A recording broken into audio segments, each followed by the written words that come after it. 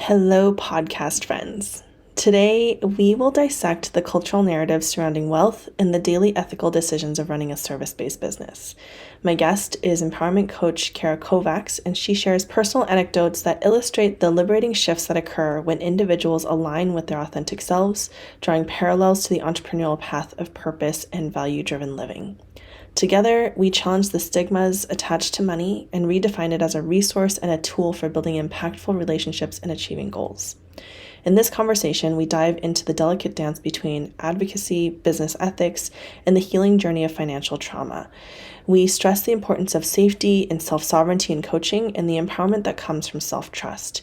We share our own values on how we engage with social and political activism in our businesses and invite listeners to consider their own values to create business policies that align with their own personal and business ethos.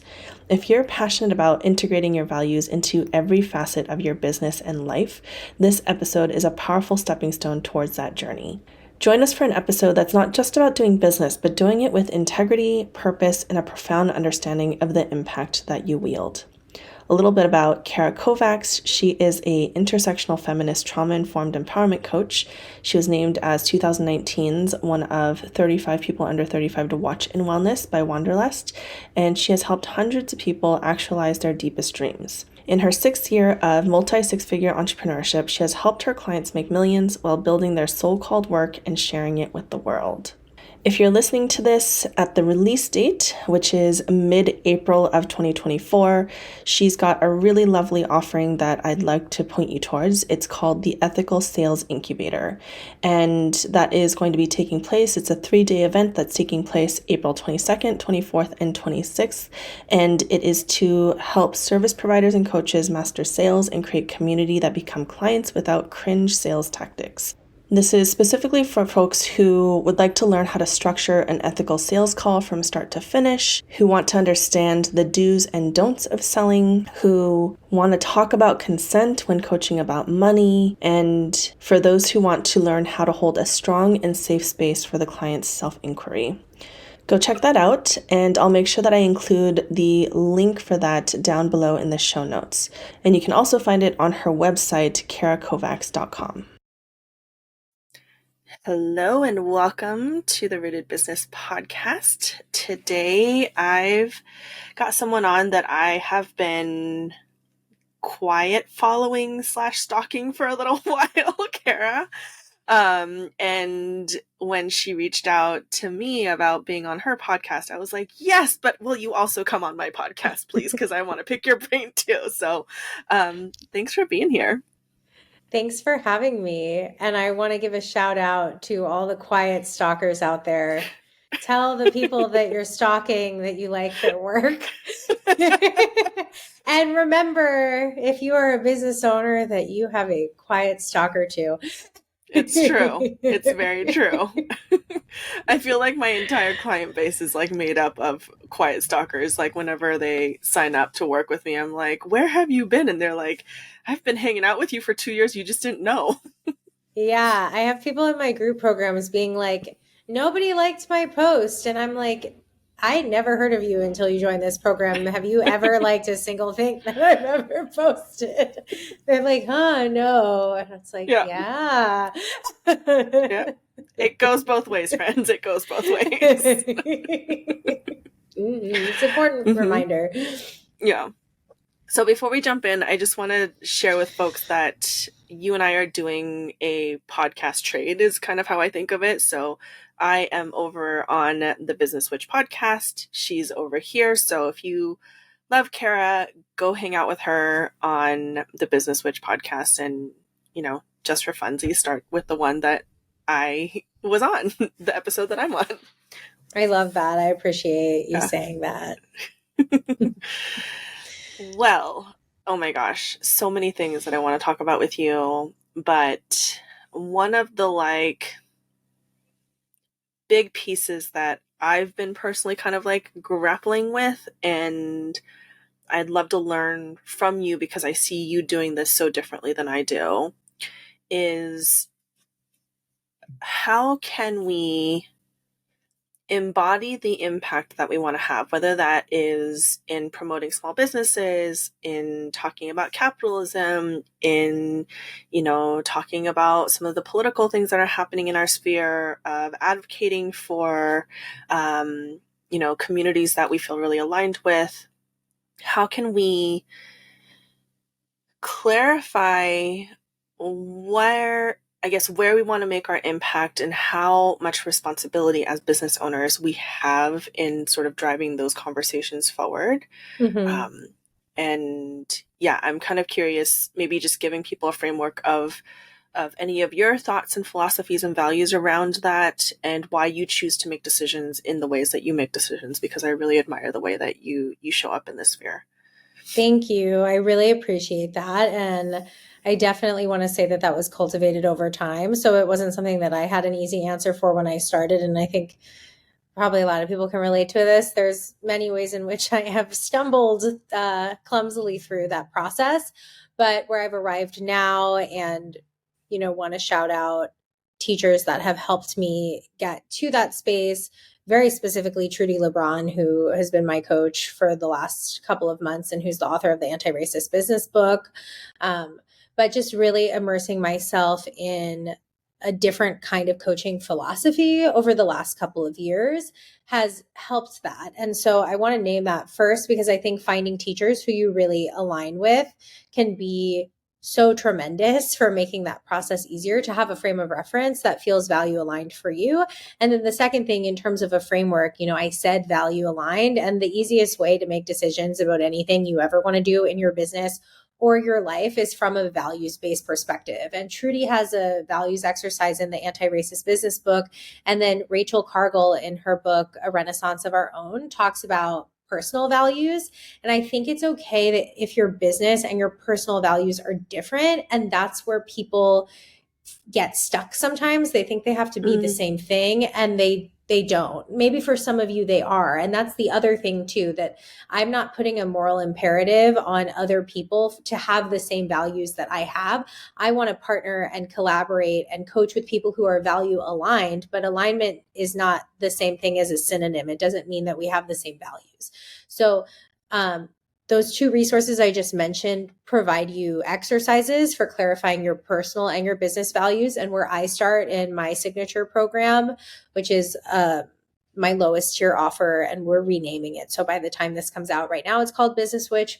I'm ideating a fun new name, because really the root of that program is teaching service providers how to build the framework for a value aligned business. It's not actually super witchy. So I was like, we have a branding issue. I'm going to swap that out. But title TBD, but we start with values. And the thing that values really do for you is they are an arrow and they are an anchor. So they tell you where to go, and they also make you feel safe in the decisions that you make. And so in cultivating my own personal business values, which are slightly different from values I might have in romantic partnership or friendship or community, I am very clear on how I want to show up based on whatever issue it is that we're talking about. So my business values are integrity, authenticity, accountability, and I'm forgetting the last one right now. It's been a day. There are 4 of them. Oh, sovereignty.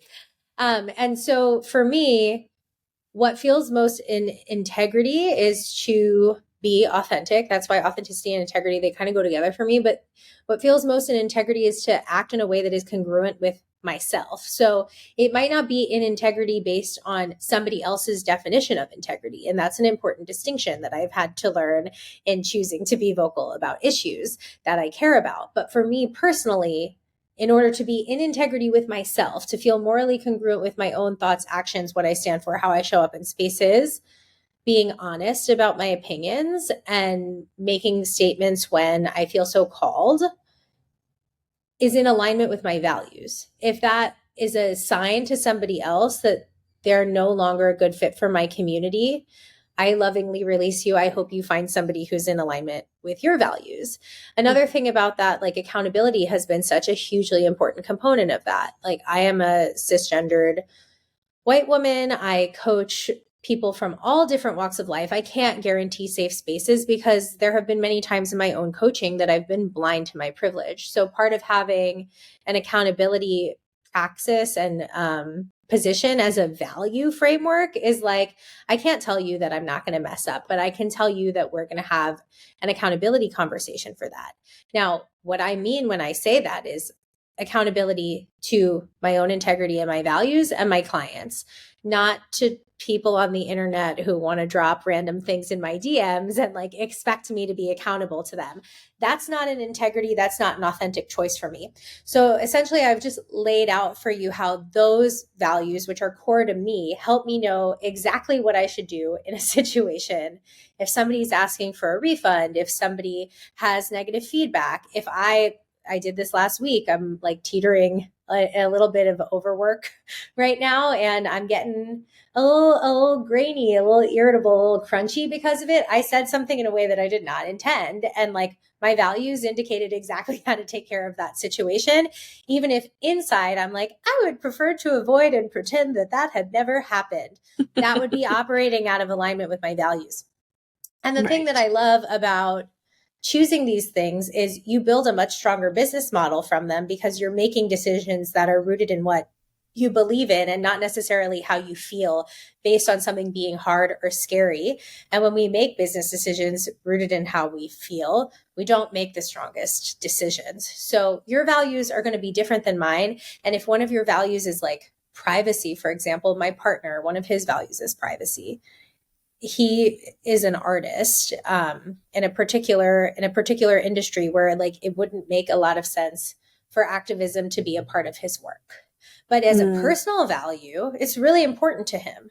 And so protecting his privacy and like our relationship is not part of his work. Whereas I'm like talking about how polyamory and business are related all the time on my platform because authenticity is my value. Like that's a very clear example of how those things can look really different and still be aligned for people.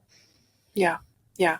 There's several things that I want to like circle back around to, but something that feels really, really important to just like highlight and like neon sign and blazon is your personal values do not have to be the same as your business values. And I feel like that's where people get like real crunchy and sticky and feel a lot of,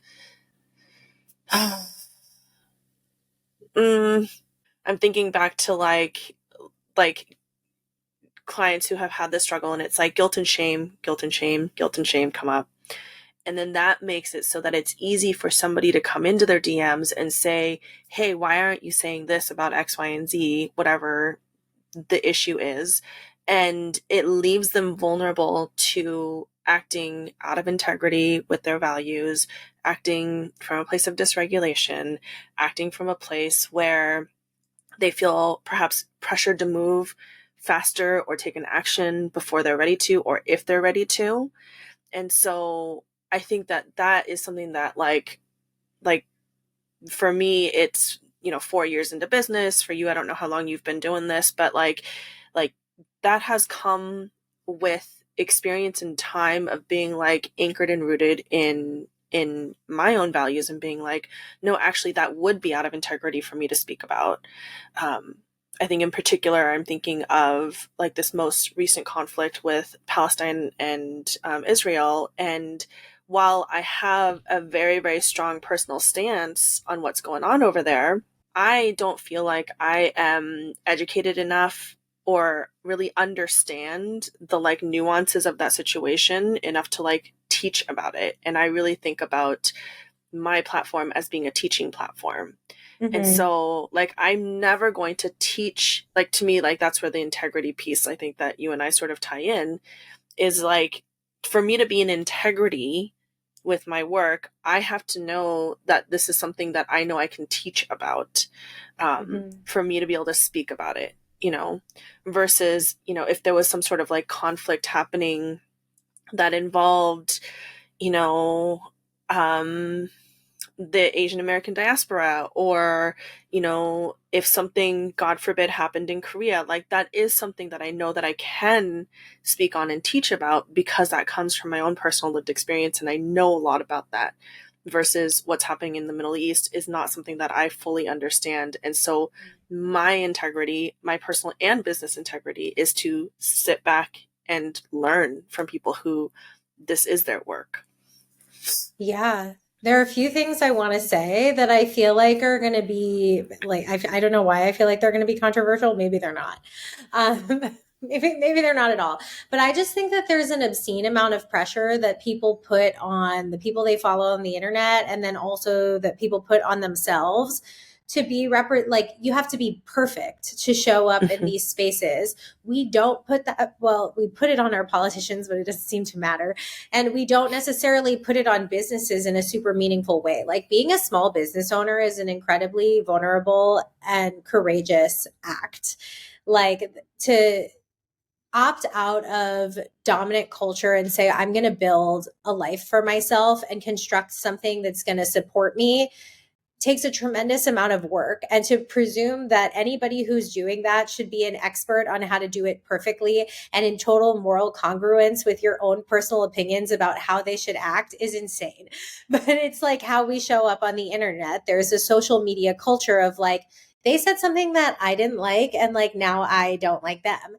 And I try to be really careful with that because I'm just as guilty of doing things like that as other people are. You know, I think about this anytime like me and my friends are shit talking a celebrity. I'm like, I don't know anything about them, and we're having a completely superfluous conversation rooted in absolutely nothing. And like, people are talking about me in some kind of a way because there are enough people out there who know who I am and who project onto you or me or anybody that they see on the internet, the person you went to high school with, who you still follow, your ex-boyfriend's new partner. Like you're just projecting these judgments that like aren't made in anything. And then as a small business owner, I was listening to the Financial Feminist podcast, which is one of my faves, really love. Dream podcast guest. I'm like manifesting that. I'm claiming it here. But I was listening to that podcast, and one of her guests, Madeline Pendleton, who wrote a book called I Survived Capitalism and All I Got Is This Lame T-shirt. She was talking about how our country does not provide universal basic income, healthcare, childcare, like all of these things that are kind of fundamental human rights. And then the onus gets put on the small business owner. Like we're the American dream, apparently. Apparently, we've accomplished what is supposed to be the American dream. But like if my assistant needed paid maternal leave, knock on wood, or family medical leave, whatever it is, knock on wood, I couldn't afford to pay her salary and hire a new person because I'm a small business owner with limited resources. But we look at our Instagram, like the quiet stalkers out there who are watching what we're doing and be like, oh, maybe one day I can have a business like Kat. Maybe one day I can have a business like Cara. And then they say something that isn't in congruence with your own personal beliefs, and all of a sudden they're trash. And we have to be really careful that we're looking at people that way. And in total honesty and total transparency, my own journey in business in the last 2 years has been one of the, like, to me, fundamentally more difficult than when I started. When I started, I had a kind of deranged sense of confidence that I was going to be really, really great, really, really fast. And I think that's why I achieved results very quickly. But I was very much bought into a lot of coaching communities that, in my opinion, now being outside of those communities, operate from within a kind of MLM-y, like skeevy, manifest your way to $1 million year, even if it means predatorily selling to people who you put into financially precarious situations in order for them to pay you. I was like coaching in those spaces. And as I began to divest and really think more critically and have my own journey of emotional maturity as a business owner, I was angry and I was like, this whole community is trash. I like hate everything that I learned. And now with a little bit of distance and a little bit of healing and a little bit of recalibration to how I want to show up and how I want my values to be reflected in my business, I'm able to look at that and be like, well, it's not all bad. Like there are things that you really benefit. You built a multi 6-figure business because you learned in those spaces. And then I love what Kelly Deal says about this. She's like, we're all in the water, we're all wet. So we're all deconstructing harmful things that we've picked up, whether it's messages about how thin we should be or how our relationship should look or how we should feel about money or self-confidence or whatever it is. We're deconstructing those things all the time. That's a lifelong journey. And then when we look at other people who are on their own version of that and say, well, they're a terrible person because they didn't show up the way that I think a person with that kind of platform should be showing up in a moment like this, I would like to say to them, shut the fuck up. I also just want to like name the like necessary grace that we need to have in order to like pull ourselves out of these systems, you know, and the sacred anger that is also necessary in those spaces. And so like what I'm hearing in your story is like, hey, like you started to become more aware and you started to see, you know, hey, that's really not how I want to run my business. That feels a particular way in my body. That doesn't seem to align with these particular values that I've set up for myself. And in order to like exit those situations, I think the anger is necessary. You know? I was mad. Yeah. I'm still a little bit mad. I'll be honest. I'm still mad. Yeah, fair. But I think that like as we start to like exit those situations, it's also important to like take a pause in the way that you just beautifully did right now, which is like, hey, it wasn't all bad. You know, as you were speaking, I was just like sort of like overlaying my relationship with my ex-husband over on top of it, where it was like, in order to get out of that relationship, I needed to like find that sacred rage that was within me and then like move to like get myself out of that situation. And now I can look back and say, hey, it's been several years since I've been in that relationship.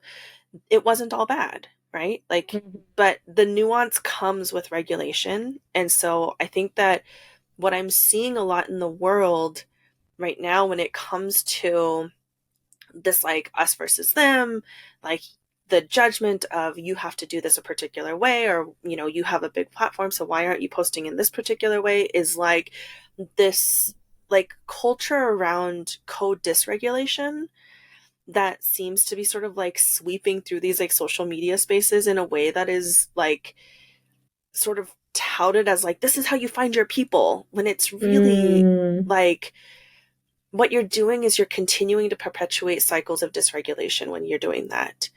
Versus one of your values I want to go back to is sovereignty, is when you're able to say, hey, this is how I feel, this is my lane, these are my boundaries, these are my values, and you're allowed to have your own thoughts, feelings, and opinions, and your own values and your own perspectives. And can we still see each other as human beings? And can we still learn from each other? And is there space for curiosity and understanding, and perhaps even just like an opening up of your own perspective in ways that like is actually like really regulatory? Go ahead. You opened your mouth. Yeah, I mean, there's my brain goes in 5 different directions. I'm like, should I say this? Should I say this? Because there's so many things that I think of when you're saying this. But actually, what I was feeling called to speak about was to bring it into the conversation about what's happening with Gaza and Israel. So, like, I am Jewish. I'm first generation American. My family was decimated in the Holocaust. My grandfather was one of 11 to survive.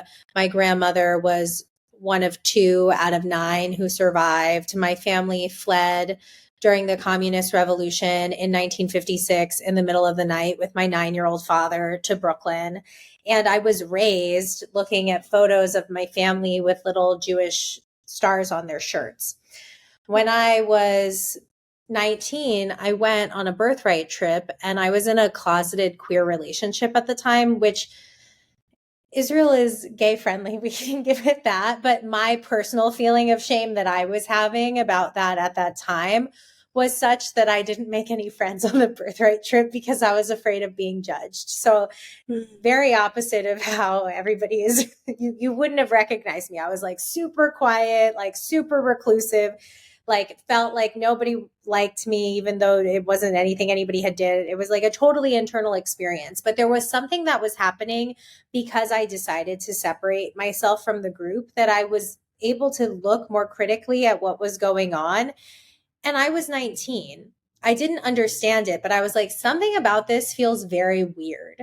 And then when everything happened a few months ago, I started to revisit why I felt like it was weird. And you and I talked on my podcast about a feeling of dissonance in your body.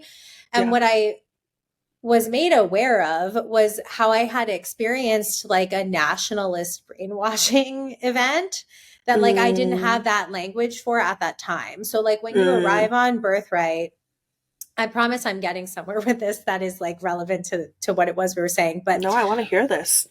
When you arrive on Birthright, they hold signs that say welcome home when you get into the airport. And I remember being really confused by that.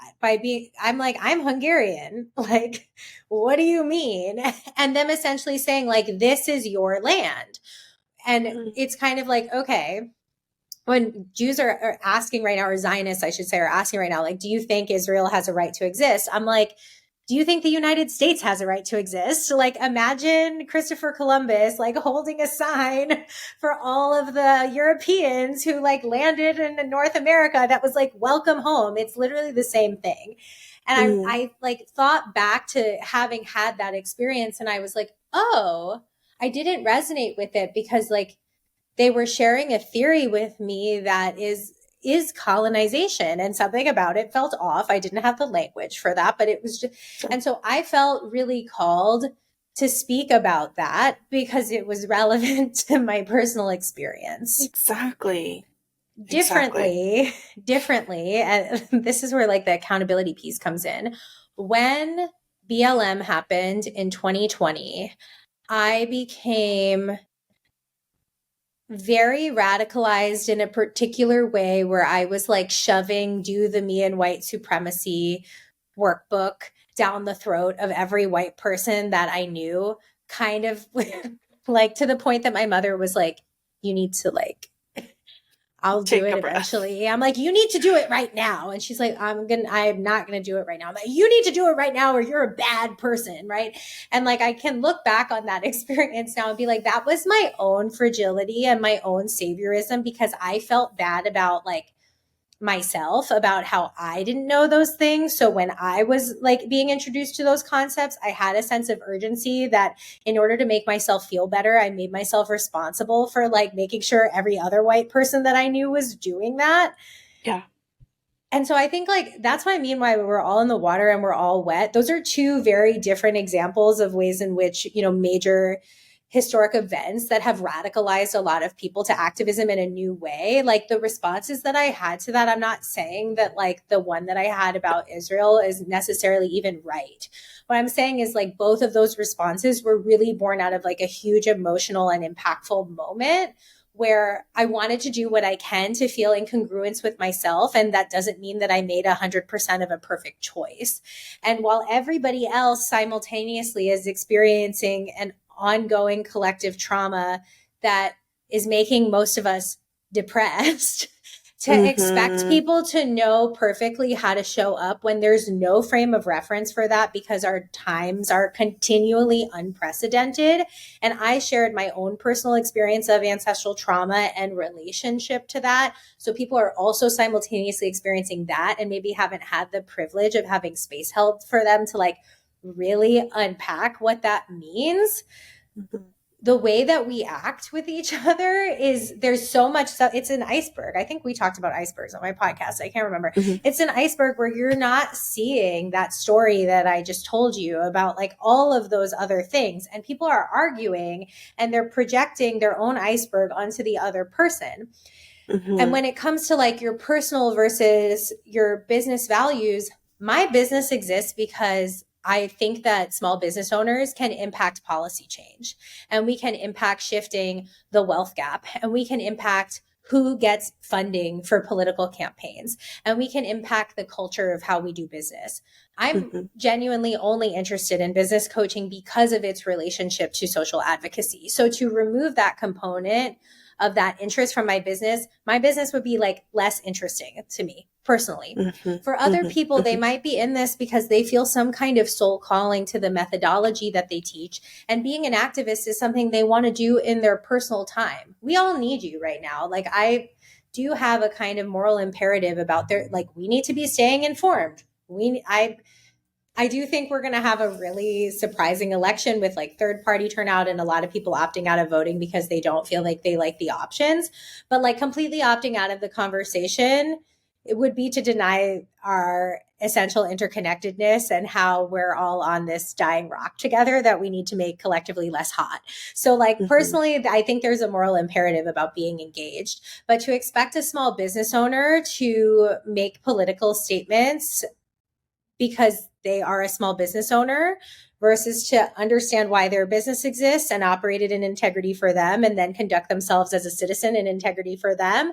It's really expecting something from people that a lot of people haven't expected from Taylor Swift, for example. Like she could be being more politically active, in my opinion. Yeah.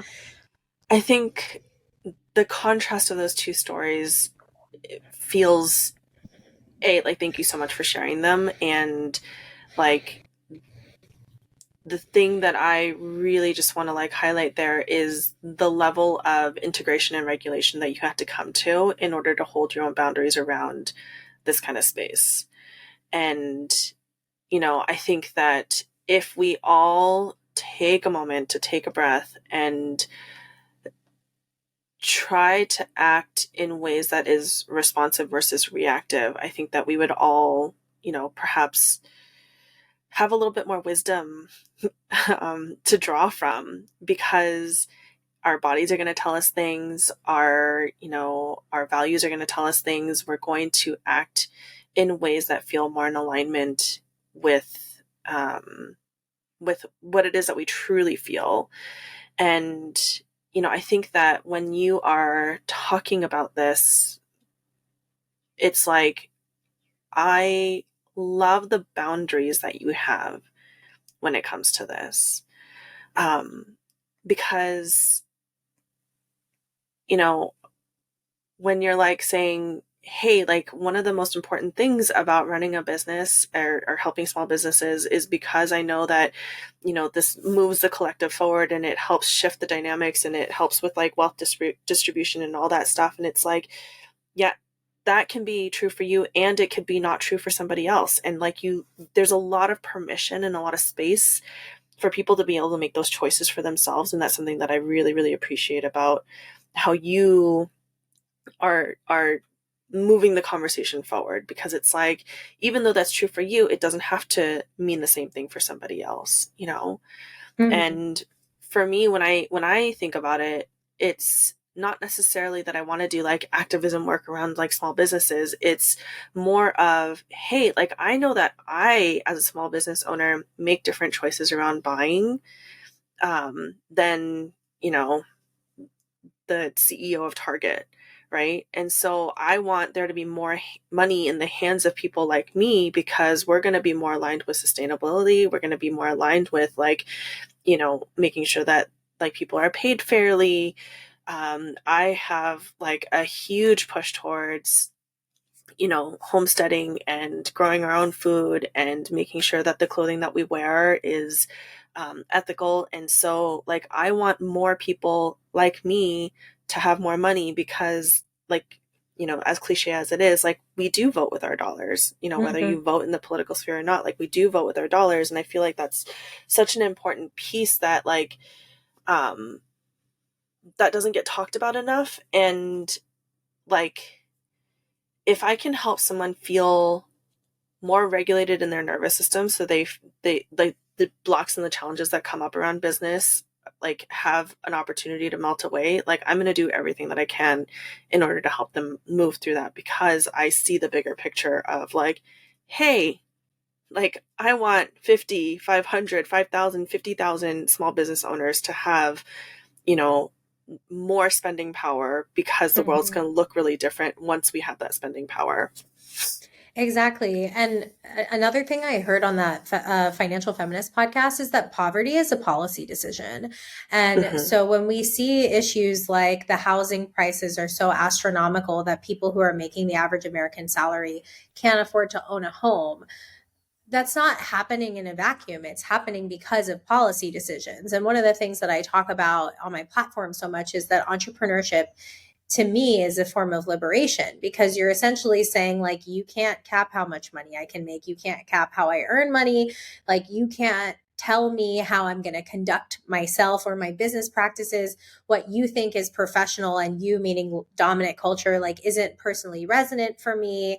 Like, I'm going to live my life in the way that I want to live my life, and I'm going to thrive not in spite of capitalism, but completely separate from not its influence. Like, we're obviously influenced by this context that we live within, but it's not in spite of anything. It's like for everything. It's not like anti, it's because I want to create what is aligned for me. And then my hope is that in my work, I help other people do that. And I think that that is really needed right now. Like, the idea that the American small business owner is the American dream is, it's not reality, because most people can't afford to buy homes in the United States. And most people that I know, like in my community that I coach, they feel like they have to be married to jobs that they don't like in order to be financially secure. That's Hmm. not happening in a vacuum. That's a policy decision. That's the way that our economy has been structured. We perpetuate these ideas of, like, go into student debt and you'll get a job.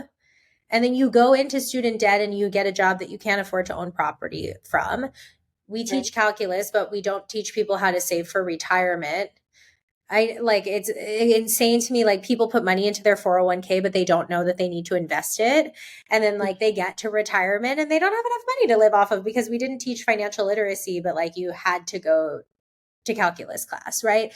So Right. the other thing that I think about entrepreneurship is it actually really invites you to get very real about the circumstances so that you can build your own. And I think that that's so empowering, because when you look at the reality of what you're capable of and like what you actually want versus what dominant culture has told you you should want, or is the path to get that, which oftentimes for most people doesn't even work anyway. I think it's actually safer to be an entrepreneur than it is to work at a job that you don't like, because you know what's going on, because you have to, and you have Hmm. agency, and nobody can fire you except yourself. So I Hmm. see it as a way of breaking free of a lot of these social imperatives and economic constructs, and creating something that empowers you to live the life that you want to live, and that is in many ways more real than what we thought we were going to be able to have based on these stories that we were told. Yeah. Yeah. Absolutely. I definitely agree with that. And, you know, like now that I've done this entrepreneurship work for so long, I think to me, the thing that I've found so liberating is being able to just reclaim like who I am. Like I don't have to hide my tattoos. I don't have to hide the fact that I had, I've been polyamorous in my life. I don't have to hide the fact that I'm queer. Like there are so many things that, again, as you say, like the dominant culture still, even in the United States, is maybe in a more subtle way now, but is still pretty discriminatory towards. Like I can say fuck and like no one's going to like say anything about it, And versus like when I worked in the medical industry, it was like you got to keep your, Mm-hmm. arms covered, and it's still a very like conservative way of quote unquote looking professional. And it's like now that I'm out of this like box, like you can't stick me back in, you know? Mm-hmm. And I think that um like the folks that I've coached, like that sticking point where you're sticking your head out of the box and you're being like, is it really okay? Like, am I allowed to do this?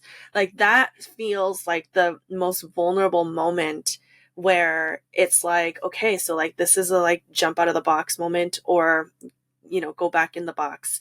And if we can hold more people to be the most vibrant and bright and expressive and authentic versions of themselves, and I recognizing that I'm like using like very expansive language, like very yang language. Part of that is also like maybe you, the most authentic version of you is quiet and deep and like has like these like deep roots that go down, like whatever it is that is the most authentic version of yourself. Like if we can encourage people to feel safe in those moments where they're tentatively taking those first steps, I think that, again, if we're looking at sort of like the individual steps that have these like big culture and collective shifting moments, I think that that's one of them. And it's something that I think you and I both like seek to do for our clients is like, hey, that validation that you didn't get when you were a little kid, like I'm here to be your cheerleader when it comes to you expressing yourself. What this is making me think of is like the metaphors that people have already to know this in their own lives. Like, all my friends are gay. So is that a song? All my friends are gay. I don't know. Anyway, all my friends are gay. And like, I'm thinking about, you know, them before they came out versus after of like oh my God, what are people going to think? Are people going to be upset? Is this something to be ashamed of? Now there's vibrant community and radical self-expression and actually being in the relationships that are right for them, that make them happy. And so I think that like, you know, when you were talking about using expansive language, what I was thinking about is like this story of this is the thing that's supposed to make you happy. For 99% of us, it doesn't. And so when you actually do what makes you happy, you know, I had a 6-figure job when I was 26 that I was so depressed. I had Sunday scaries every single Saturday because I was like, oh my God, it's almost Sunday. And then I have to go do that job again.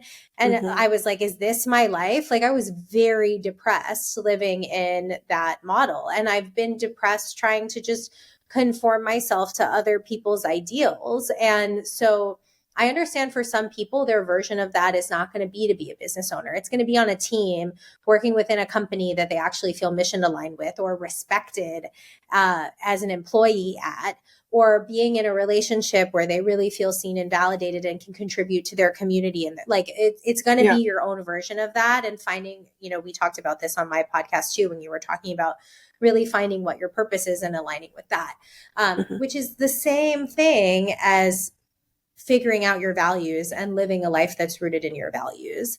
And what I will say, just because I think it's important, like to tie it to one, in something that I really like teaching about, and two, something I think that our audiences share is like, okay, but what do I do with that when it comes to making money?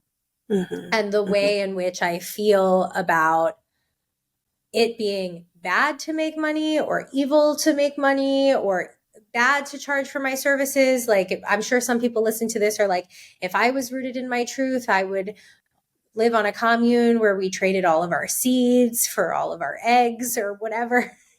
And we don't live in that system.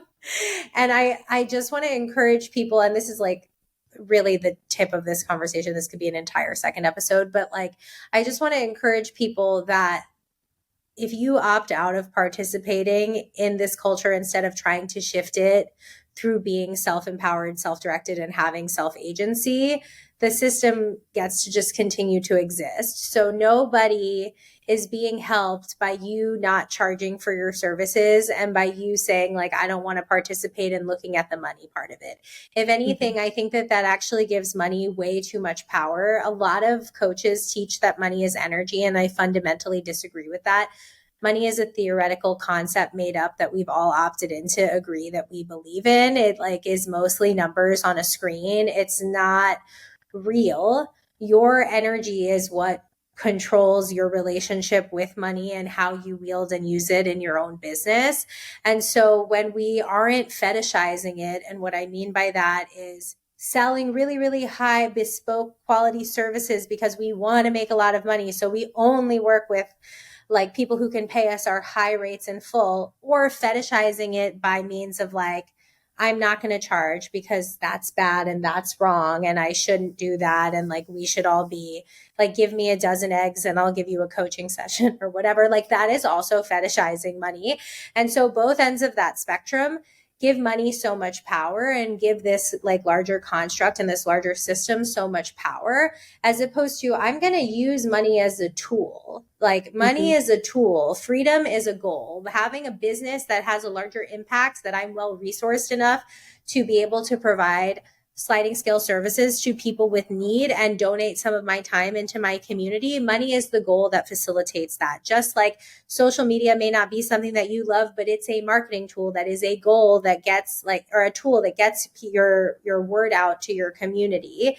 You may not like love writing emails, but people need to know what it is that you're selling. So all of these things are tools, and don't overemphasize the power that they have and then feel limited by them, because it's really diminishing the impact that you can have in your business. And it's also probably helping to reinforce some of the very things that you're trying to deconstruct. Yeah. Thank you for saying that, because I think, it's something that I fundamentally agree with too, is like, I don't think about money as being an energy. I definitely like rode that wave for a while and just ended up blaming myself when I didn't have enough money, or like it ends up becoming like yet another sort of victim cycle. I think that when we start looking at some of these things, like you said, like social media, newsletters, money as tools, we then start thinking about, well, what is that really helping me build? And so like when I look at social media, I'm like, that is a tool for me to build relationships, and I can use social media, I can use the newsletter, I can use flyers at like my local coffee shop, like whatever it is, like as long as we have this like idea of like, okay, the goal is to build relationships, then you get to choose how you want to do that, and when I think about money as being a tool, it's my tool for freedom is how I think about it, because it's like once I have money, it allows me to have the freedom to choose who I want to spend my day with, however long I want to spend that, time doing that with that person. And so if I can sort of deconstruct this idea that like money is energy and, it comes in like a river and it flows out like, no, it is a tool and it helps me have and define a relationship around freedom that helps me live the most authentic version of my life. And so then, it feels like a cleaner way to also participate within capitalism, because then it's no longer this esoteric thing that I just need more and more and more and more and more of.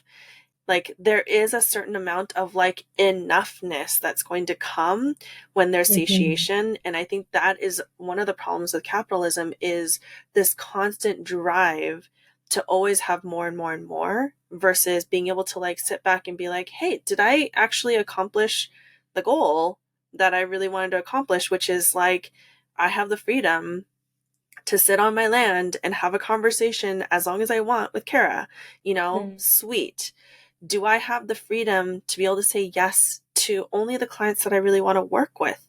Then yes, And so when we pull out the like energy within these social constructs, and we just are able to sort of like look at them as like neutral things, social media is a tool, newsletters are a tool, money is a tool, then we get to define how we want to relate to that thing and how we want to use it.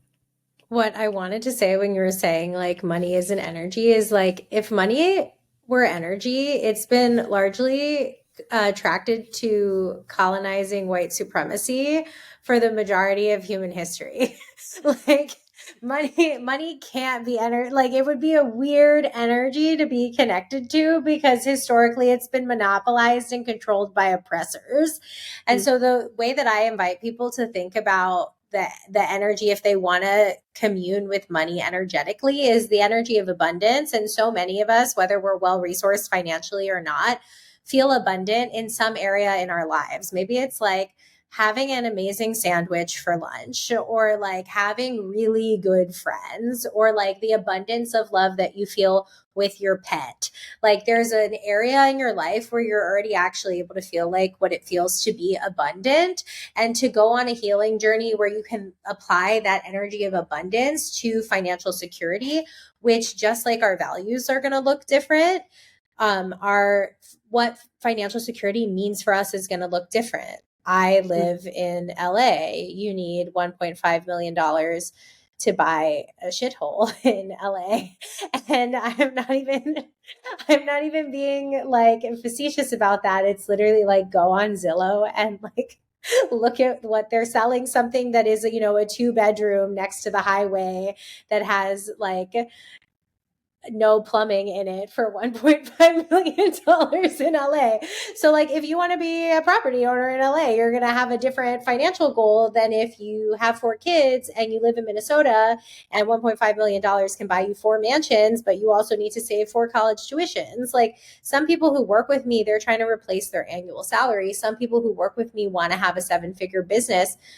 Your money goals are your money goals, your values are your values. Like, let's build you what you want and be in celebration of that, because we all want to live different lives, but we all want to live lives of meaning where we feel safe and we feel like we can make a meaningful contribution to society. Like that's what my people share. And the path to get there is going to look different. And the healing journey to get there is going to look different. And to presume that money is an energy, particularly for my clients who have different experiences of privilege, where like we all have money trauma, but like for some of us, healing our money trauma is a very different journey than for the other ones of us. And to treat it as if there's like some kind of blanket mindset work where you can think your way out of having it is unethical and rooted in a lot of these social constructs that we've been talking about dismantling this entire episode. Mm-hmm. Yeah. I think one of the things that I really just want to this is going to be like my life's work, I feel like, is like thinking about the healing journey as being this cookie cutter experience that like, if I just go through these 10 steps, then I will somehow get to this like healing place. And I feel like that's how a lot of the money is energy conversations revolve around. Is there's a lot of mindset, there's a lot of mantras. And, when you get to the end of the 10 steps and somehow your relationship to money hasn't healed, I find that a lot of people end up blaming themselves. And and then when we sort of buy into this concept around like money being energy, then I feel like it starts to play a lot with the like manifestation. You just have to, believe yourself to your goals. When like we need,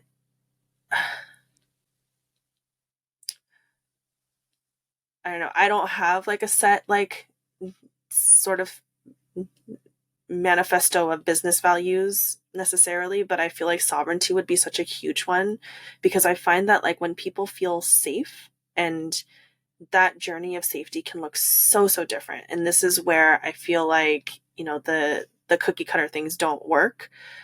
Once you feel safe, people come up with the most beautiful solutions to their problems, Mm-hmm. and so I think that ultimately, as practitioners, what we all need to be doing, whether you're in money coaching or business coaching or relationship coaching or whatever, it's really about safety being the medicine. Because when safety is the medicine and you center safety, then people are able to find the sovereignty in their own lives to make those decisions and find those solutions for themselves. And to me, that's like where the magical things happen, because like then I can pull myself out of the equation and they don't have to be reliant on me for the rest of their lives. Mm-hmm. I never want to be in a situation where I've created this like codependent relationship with a client and they're looking to me to be the rescuer of all their things. And and I think that comes from really being able to center safety and help people um, with whatever toolkit you've got. Like everyone's got a different toolkit. Yeah. Help people really feel safe. I also think creativity is really hard to have when you feel unsafe. Yeah, It's absolutely. just like you need spaciousness and safety to access creativity. And I really appreciate what you said about like creating that codependence, the sort of like MLME, like put it on a credit card kind of coaching spaces that I was like, I don't actually think that I want to do it this way anymore. It felt very much like you always need to have a coach. You should always have a coach if you're a coach. And my business has made so much money off of re-enrollments, and I'm a Cancer moon. I do not like saying goodbye to clients. I like love the people that I work with, and I always get kind of like, oh my God, I'm not gonna like know what's going on with them. Um, but what I found from working in a one-on-one capacity for such a long time is that there actually is a point where I feel like I've set somebody up really well to know what they need to know to like build a system and a structure. And usually what I do in those cases is for clients who've been long-term clients, I've started to sell like downsell consulting packages too. So like we can touch base if they have a problem, like they can come ask for support. But the idea that you should always be outsourcing or gut checking your um, decision making with a practitioner is one of those theories that I was actually like, I don't think that this is personally resonant, Yeah, because I was in my, as the client, I was in my own coaching relationship where I was like, every single time before I ever did anything, I was going to somebody else to ask if it was right. That's a really interesting way to be the CEO of your own business. And what it right. actually turned into was me taking advice that was completely out of alignment for my own values. I Yeah. acted out of integrity with what I felt was the right decision to make because my practitioner was so adamant that she was right. And it Mm, ended very badly. It's one of the things that I most deeply regret ever having done in my entire career. I was able to like apologize, take accountability, have a nice exchange with the person that was impacted by it. And I'm not even blaming that practitioner because it was my decision to act out of my own conscience and take her advice. But it really awoke to me like I've decided that you're right over what I know to be true for myself, which is where yes. sovereignty is so important, and why I'm like, hey, like I feel like I want to be posting about Palestine all the time, but like that might not be the way that you want to show up. I'm not, hey, you should really be doing that. Like, no, that's not how you coach people to Yeah, be the way yeah, that you are. yeah. And I think that when you center safety, you also center self-trust, you know? And so one Mhm. of the things that I always have with my one-on-one clients who graduate out of their packages is like, hey, I'm always going to be here, you know? Like it's almost like knowing that your parents got your back no matter what, but like you might be the one who has to call them up to say like, hey, I need help, you know? But it doesn't mean that like, you know, you'll never ever ever need a coach again. It just means that like I think that you have enough tools within your toolkit to be able to make a lot of these decisions solidly. And if you need a thought partner on this, like I'm here, you know? Mhm. And so I think that, um, you know, that is one of the things that felt really cringe to me about a lot of the MLM type coaching stuff that I was seeing. And I actually have a very, very like pared down Instagram now because I just got kind of sick of seeing that as being the only business model. Um, Mhm. is this idea of like you always need to have a coach. Like no, like sometimes you move on from relationships because you got what you needed from that relationship and you've grown, and like thank you very much and sweet, like can we still stay in touch, because you know I genuinely like Cancer moon as well. I genuinely just like love knowing how people are, you know. Mhm. Yeah, for um sure. And yeah. I think there are ways in which like I'm a consultant for a couple of companies where it's like I help them build the infrastructure and then they can touch base as they need to. And like I love that. I love having long relationships with people. But there's also something to be said for knowing what you specialize in. And I really feel strongly that I specialize in helping people build a system and then scale said system. But Mm-hmm. if you're like managing that system, what is my role besides you gut checking what you already think is right by contacting me? And so something that's changed a lot in my business in the last year is like I love working with people for 2-ish years, and then I feel like we probably did the thing. Mm-hmm. Mm-hmm. Yeah. I have one more question, and then I'm just trying to be mindful of time here. But we've talked so much about, you know, activism in whatever form it takes. But how can we take action as small business owners if we want to be in a bigger arena when it comes to specifically like small business activism?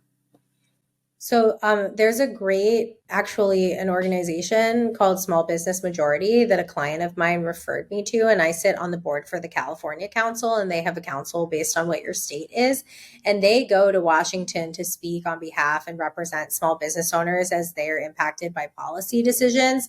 And even if you just get on their email list, like they will say, like, are you somebody who's been a victim of like predatory lending for getting financing for your business? Like, we would love to talk to you.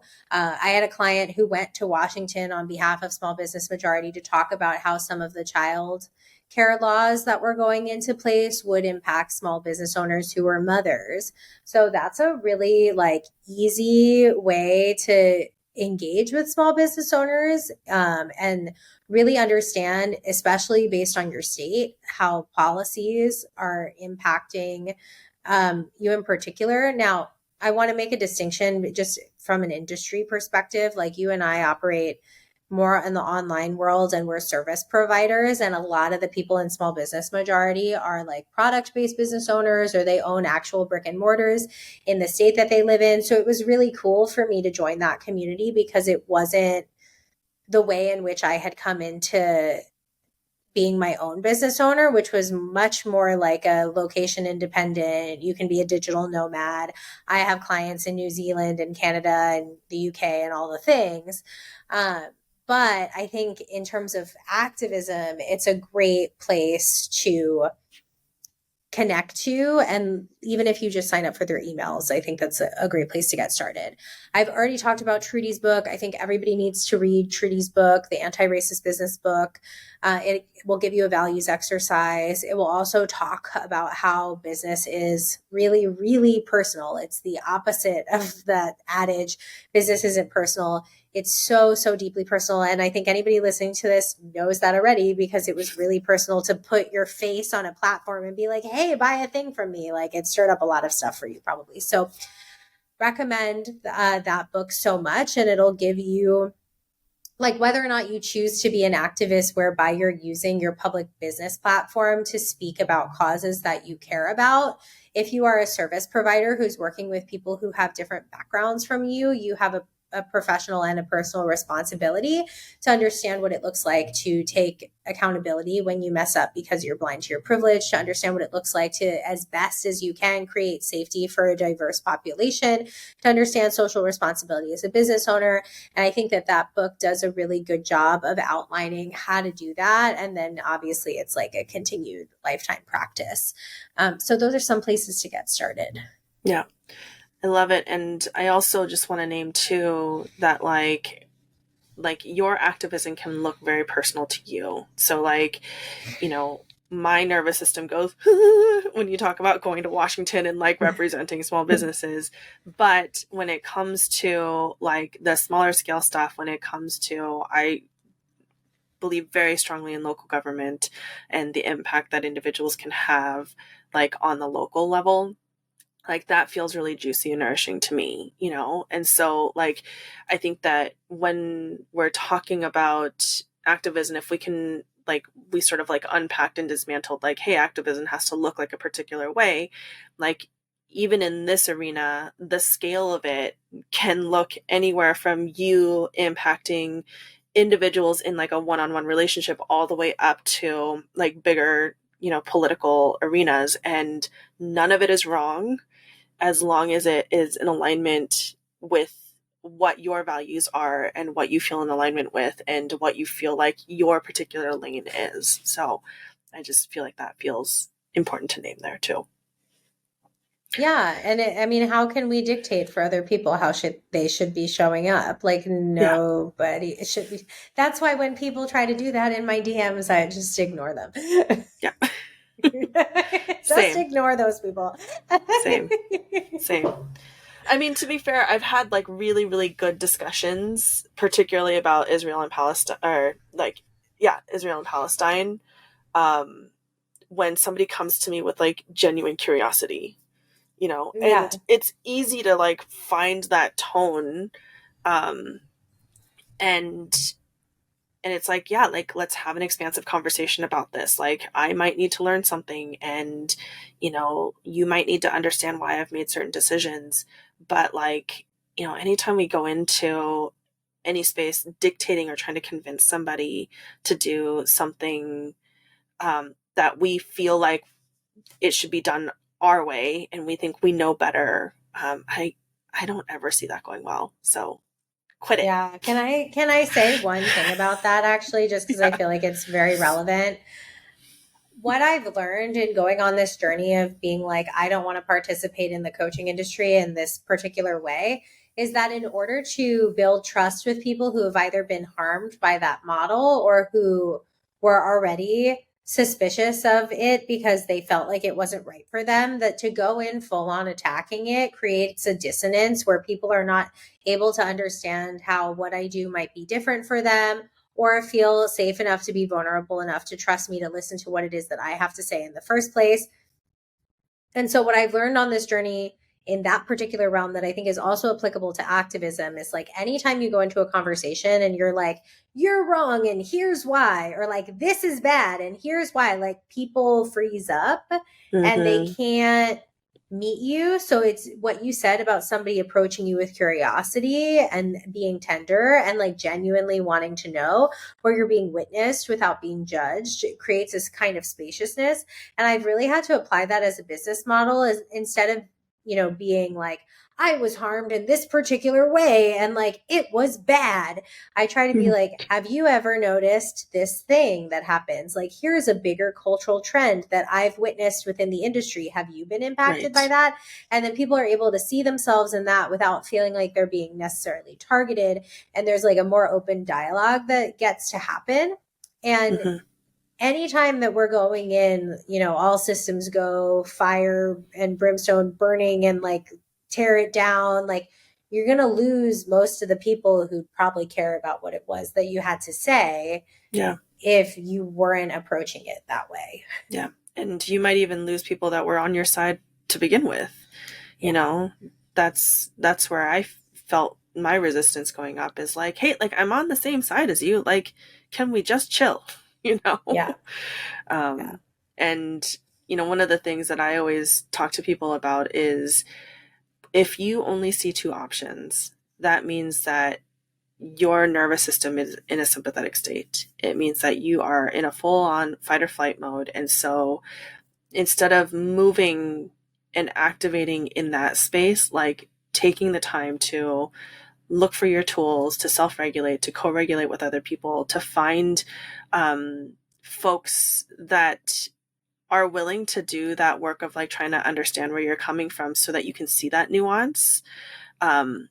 Before you take an action, I feel like is such an important thing.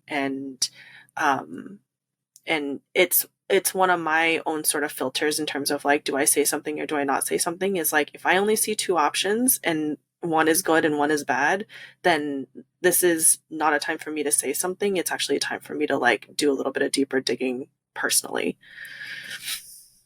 I Mm-hmm. love that. That's a great tool for people. Yeah. Yeah. Well, my dear, I would love to just invite you to share how people can find you. What are you sharing out in the world right now? And yeah, I'd love for my community to go poke over into your world. Thank you. You can find me at carakovacs.com We're at Cara Kovacs Coaching on Instagram. I'm sure the correct spelling of that will be in the show notes, but it is Cara Definitely. with a C. My podcast is called Business Witch, and I have a signature program that we launch every January, May, and September that teaches you how to build the framework for an ethical service-based business. And I love it. You get coached from me twice a week for the 12th of a price of one-on-one coaching with all the tools, tips, and tricks to build a service. I'm going to take that from the top and we're going to edit it. Yeah. You get all the tools, tips, and tricks to build a service-based business in a way that is ethical, aligns with your values, can be profitable with sliding scale, has an intersectional feminist praxis for how you sell and how you serve. And so if you're like, damn, that sounds like what I've been looking for, our next launch is May of 2024, and you can head over and subscribe to my email list to be the first to find out about it. Sweet. Well, thank you for joining me here today. And I hope people go over and check that out. And at the very minimum, go check out her podcast. I really enjoy your podcast, and I was really excited to be a guest on your podcast. So thank you. Oh, thank you so much. It's been great. Yeah. Hello, my friends. You are catching me at a point of evolution in my work. So for those of you who have been following my page or my work for a little while, you might be confused about how I was talking about money in this episode. Previously, I used to talk about money like it was an energy. That very thing that I criticized in there is how I used to really think about money as like money being a river that flows in and that flows out. And, I had a course even called The Energetics of Money. And as I've done my own healing work around money, I've started to think about money really, really differently. I've started to think about it as a tool, as something that has neutral energy. And to me, that has shifted a lot of the ways that I practice how I organize and manage my money. And it's also shifted the ways in which I think about money. It doesn't have so much of an emotional charge. And I can say too that like a lot of the emotional charge came from a bit of a traumatized history and a lot of lack of learning and understanding and education that I received from my family of origin. I think that there are a lot of us as spiritual entrepreneurs who really want to do this work and who feel like they don't have the skills and the tools. And then there's all these emotions that come up that get in the way. And so I have changed the name of my course. It has shifted from Energetics of Money to Integrated Financial Systems for Spiritual Entrepreneurs. I get that that's a mouthful, but I actually think that it is a more accurate explanation of what the course is. And in that course, like all of my courses, I don't like to just like leave you in a bubble all by yourself to do the work by yourself. There's quite a bit of course material that you can go through, beautiful course material that I've collaborated on with a lot of friends who are involved in the financial systems world.